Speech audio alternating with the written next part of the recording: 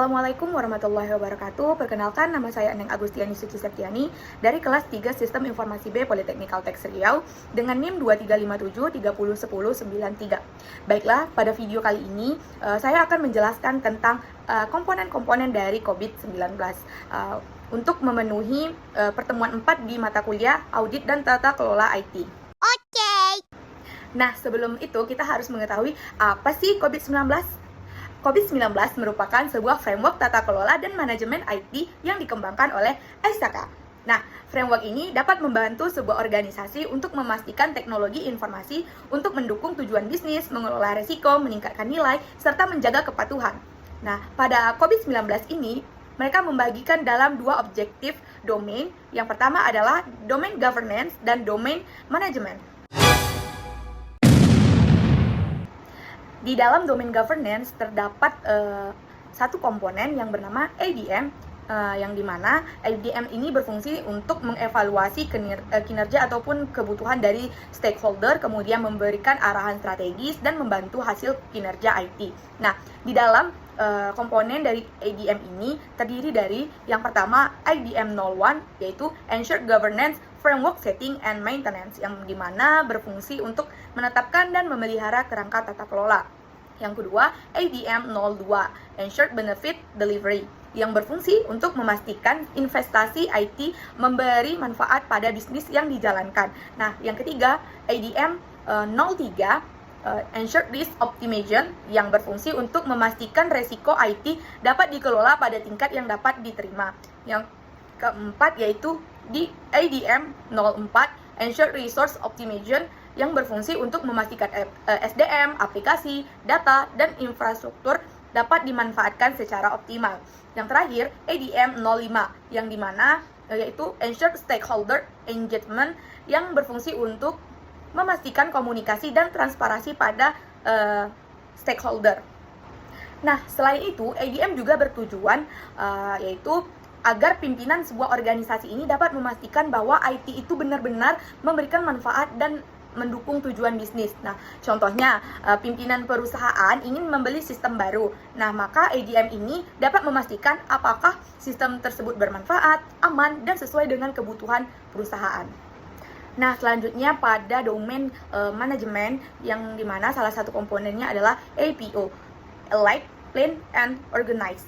Nah, komponen ini berfokus pada penyelarasan strategi IT dan strategi bisnis, kemudian perencanaan, serta pengorganisasian sumber daya. Nah, proses yang terdapat di dalam APO ini sendiri adalah APO 01, Managed INT, yang berfokus pada manajemen framework. Kemudian APO 02, Managed Strategy, yang berfokus pada strategi IT. Kemudian APO 03, Managed Enterprise, yang berfokus pada arsitektur. Kemudian ada APO 05, yaitu Managed Portfolio, yang berfokus pada prioritas investasi dan program. Kemudian ada APO 07, Managed Human Resource, dan APO 12, yang berfokus pada manajer resiko. Dan yang terakhir adalah APO 13, yaitu berfokus pada keamanan. Nah, tujuan dari APO ini sendiri adalah agar IT itu tidak berjalan sendiri, tetapi mendukung tujuan untuk organisasi. Nah, misalnya nih, kampus ingin membuat sebuah sistem akademik online, maka APO inilah yang digunakan untuk merencanakan kebutuhan SDM, biaya, keamanan, serta strategi implementasinya bagaimana. Nah, selanjutnya komponen yang terdapat pada domain manajemen ialah BAI, yaitu berfokus pada pengembangan, pengadaan, dan penerapan solusi IT, yang dimana pada proses BAI ini terdiri dari BAI 01, yaitu Managed Program, kemudian BAI 2, yaitu sebagai Managed Equipment Definition, kemudian ada BAI 03, yaitu Managed Solution Identification Build, kemudian BAI 06, yaitu sebagai Managed IT Change. Kemudian ada BAI 07 sebagai Managed Change Acceptance and Transitioning. Kemudian ada BAI 09 sebagai Managed Asset. Kemudian ada BAI 10 sebagai Managed Configuration. Nah, tujuan dari BAI ini sendiri adalah untuk memastikan sistem yang baru dibangun ini dapat bekerja dengan baik dan lancar. Nah, contohnya adalah perusahaan membuat sebuah aplikasi absensi online nih, maka BAI lah yang mengatur proses pembuatan aplikasi, pengujian, serta penerapannya. Selanjutnya, komponen yang terdapat pada domain manajemen ialah DSS, yaitu Delivered Service and Support, merupakan sebuah operasional layanan IT sehari-hari, pelayanan pengguna, serta dukungan teknis, yang dimana proses dalam DSS ini terdiri dari DSS 01 yang sebagai Manager Operation, kemudian ada DSS 02 sebagai Manager Service, Request and Incident, kemudian ada DSS 03 sebagai Manager Problem, kemudian ada DSS 04 sebagai Manager Continue, yaitu kesinambungan antara layanan dan disaster recovery. Kemudian ada DSS 05 yaitu sebagai Manager Security Service. Kemudian yang terakhir adalah DSS 06 sebagai Manager Business Process Control. Nah, di dalam komponen DSS ini bertujuan untuk menjamin layanan IT itu dapat berjalan lancar dan pengguna merasa terbantu saat ada terjadinya sebuah masalah. Nah, contohnya nih, misalkan internet kantor mati atau komputernya itu error, maka DSS ini berperan sebagai orang yang memperbaiki gangguan dan menjaga layanan itu tetap berjalan.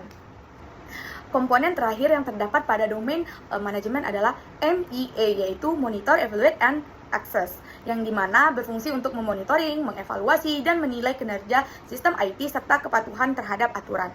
Nah, di dalam prosesnya itu terdapat beberapa proses. Yang pertama, MEA 01 sebagai Manager Performance and Conformance Monitoring, kemudian MEA 02 itu sebagai Manager System of Internal Control, yang ketiga ada Manager Complaints with External Requirement, kemudian yang terakhir adalah MEA 04 itu Manager Assurance. Nah, tujuan dari domain ini adalah agar organisasi mengetahui apakah sistem IT-nya itu sudah efektif dan sesuai standar.